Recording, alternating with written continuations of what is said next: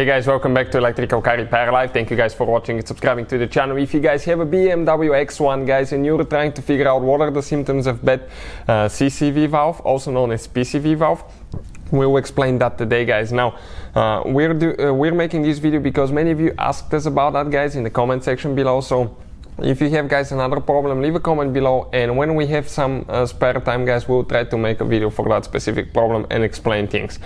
Now the symptoms of bad PCV valve, practically they're the same for pretty much any BMW engine and pretty much any BMW guys. As you know, the same engines that have been used in BMW X1, you can find them in X3, 3 Series BMW, 1 Series BMW, even 5 Series BMW guys. So before we start guys, you probably already know that, but every single car we get at the shop, we make at least 200 to 300 free repair videos. Specifically on BMWs, we make close to 400-500 videos guys. And why we do all that? Simply because our mission at the shop is to save you as much money as we can. All we need in return, please subscribe to the channel and like the video so we can keep providing that free information to you.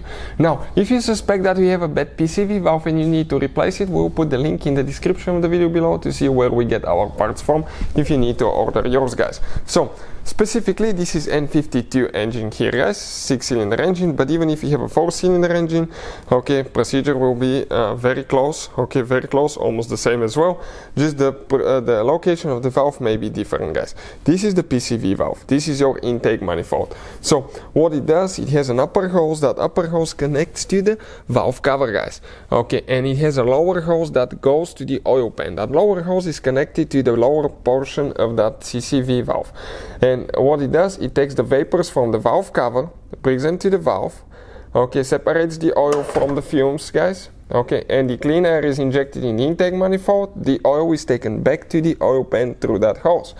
Now when that valve fails guys, okay, what happens? Okay, you start guys pumping oil in your intake manifold, you have excessive amount of oil in the intake manifold, you will guys spray that oil here as well, so it will go in the cylinders. The first sign will be increased oil consumption guys, second sign will be white smoke coming out of the exhaust, another sign could be rough idle, next guys it could be unstable operation of the engine guys, and another thing, it could be misfires. Okay, you can get codes for misfires because that extra oil that you're pumping, what will happen, it will make your spark plugs not work correctly and you may get misfire. Another thing, sometimes it creates vacuum guys, okay, it doesn't work correctly, it creates vacuum, and that vacuum can mess with the engine as well, and you may get even codes P0171 or P0174 for running lean guys. So those are guys the most common symptoms of a bad CCV valve. Now, why it occurs, why it happens? Most likely because you drive the vehicle short distance, you don't let the engine oil warm up to normal operating temperature. As a result, that device starts clogging up, and the more you do that, okay, the sooner it's going to go out.